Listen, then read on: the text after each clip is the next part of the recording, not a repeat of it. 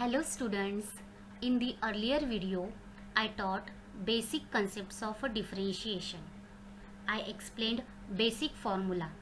Also I shared some tricks about formula, how to remember the formula and how to compare the formula with the given function. I hope you understood all that things and you have to practice it every day. Today we will learn chain rule. Before starting chain rule, let's see one statement.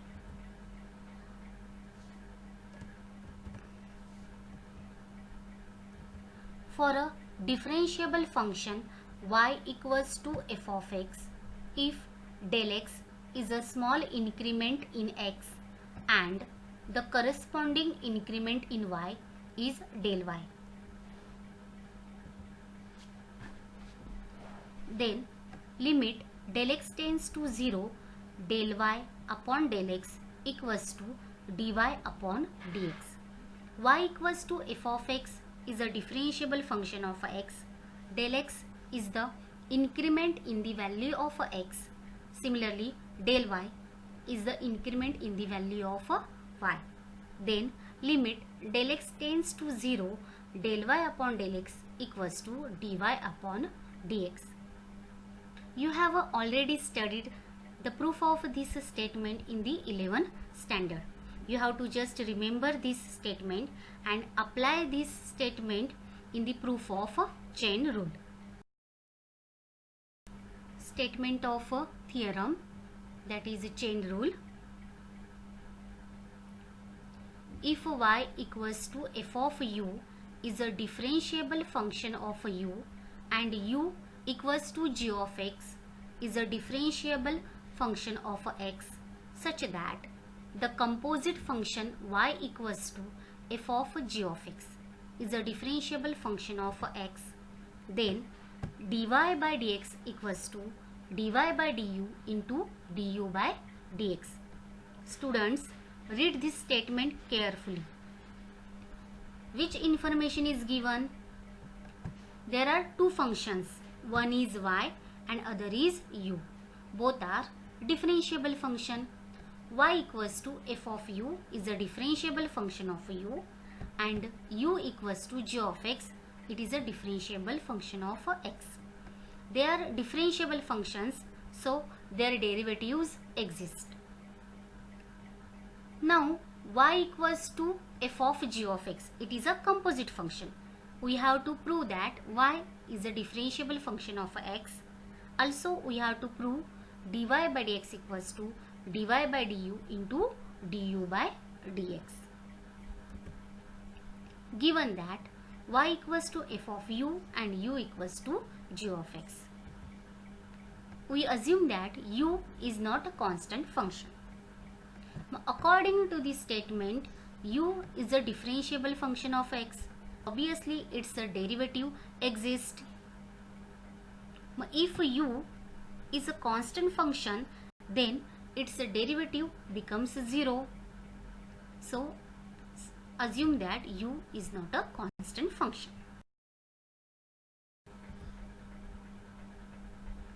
Let there be a small increment in the value of x, say del x. Then del u and del y are the corresponding increments in u and y respectively. Del x is the increment in the value of x, del u is the increment in the value of u, similarly del y is the increment in the value of y. As del x, del u, del y are small increments in x, u and y respectively such that del x is not equals to 0, del u is not equals to 0, del y is not equals to 0. Now del y upon del x equals to del y upon del u multiplied by del u upon del x. If you simplify this, then del u will be cancelled and you will get del y upon del x. Taking the limit as del x tends to 0 on both the sides. Limit del x tends to 0 del y upon del x equals to limit del x tends to 0 del y upon del u multiply by limit del x tends to 0 del u upon del x.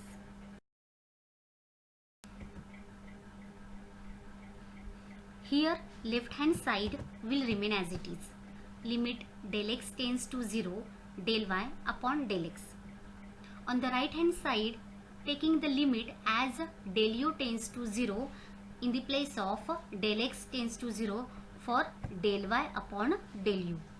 And second term will remain as it is. Limit del x tends to 0 del u upon del x. Why have I written del u tends to 0 in the place of del x tends to 0? Because u is a differentiable function of x. As a u is a differentiable function, so obviously it is a continuous function. You have studied one theorem in 11th standard. If y equals to f of x is a differentiable function at a point x equals to a, then it is a continuous at that point. So every differentiable function is a continuous function. Now, according to the given statement, u is a differentiable function of x. So u is also continuous function of x. And as del x tends to 0, del u also tends to 0. Here call it as equation 1. Now write reason in the bracket. U is a continuous function of x. As del x tends to 0, del u tends to 0. Since y is a differentiable function of u, according to the statement which was given in the earlier slide, limit del u tends to 0 del y upon del u equals to dy by du. Call it as equation.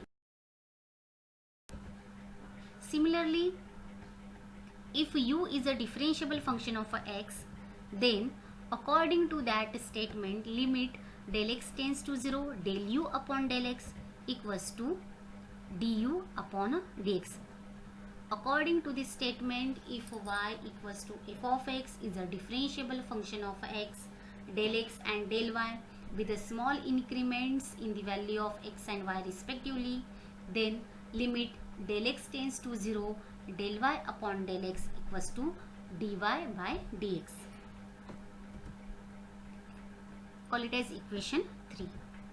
From equations 2 and 3, we get limit del x tends to 0 del y upon del x equals to, here substitute the values of limit del x tends to 0 del u upon del x and limit del u tends to 0 del y upon del u. From equations 2 and 3, equation 1 becomes limit del x tends to 0 del y upon del x equals to dy upon du multiply by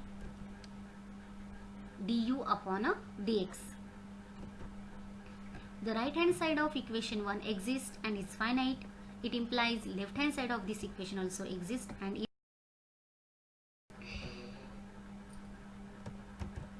limit del x tends to 0 del y upon del x equals to dy by dx.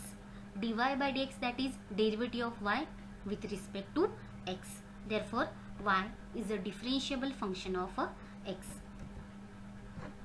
Now put this value, we get dy by dx equals to dy by du multiplied by du by dx.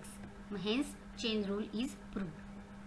If a composite function is given, then we have to apply chain rule for finding their derivative. For example, cos of x square plus a square under square root of x square plus 4x minus 7, log of tan x by 2, 5 raised to 3 cos x minus 2. We have to apply chain rule for finding derivatives of such functions.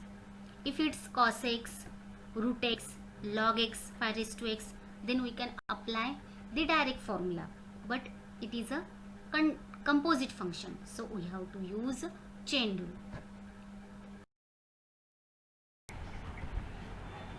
differentiate cos of x square plus a square with respect to x. Let us assume u be the function x square plus a square. Then y becomes cos u, where y is a differentiable function of u and u is a differentiable function of x. Then dy by dx equals to dy by du multiplied by du by dx. This is a chain rule. Call it as equation 1. Now y equals to cos u. But differentiating this with respect to u. First find out the value of dy by du. According to the standard formula, derivative of cos x is minus sin x. So derivative of cos u is minus sin u. So dy by du equals to minus sin u. And u equals to x square plus a square. U is a function of x. So differentiating this with respect to x. So du by dx equals to derivative of x square plus derivative of a square. Because x square plus a square is the form of u plus v rule, addition rule. So derivative of x square plus derivative of a square. For derivative of x square, compare it with x raised to n and apply that formula. Derivative of x raised to n is n into x raised to n minus 1. Now according to that formula, here n is the index, that is 2. So 2 multiplied by x raised to 2 minus 1. 2 minus 1 is 1. So no need to write 1. So its derivative is 2x. What about a square? A is a real number. A is a constant. So a is a constant. So a square is also constant. And the derivative of constant is 0. So du by dx equals to 2x plus 0, which is equals to 2x.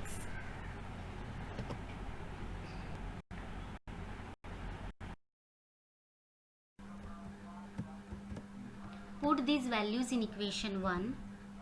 Dy by dx equals to minus sin u multiplied by 2x. It can also be written as minus 2x into sin u. But u equals to what? U equals to x square plus a square. So put this value in this equation. So dy by dx equals to minus 2x multiplied by sin of x square plus a square. Today we have learnt one theorem, that is chain rule. Dy by dx equals to dy by du multiplied by du by dx. Also we have learnt one example which is based on chain rule. It is important theorem. You have to practice of it at least 3-4 times. But this method is too lengthy. In this method, you have to assume another function u. Then find two values, dy by du and du by dx. After that, put these values in equation and simplify it. And then put the value of u. You will get final answer. Instead of this, you can apply direct formula, which was explained in the earlier video, that is formula for finding derivatives of a composite function. We will see such a problems in the exercise. I will start exercise 1.1 in the next video. So stay watching the video, stay home, stay safe.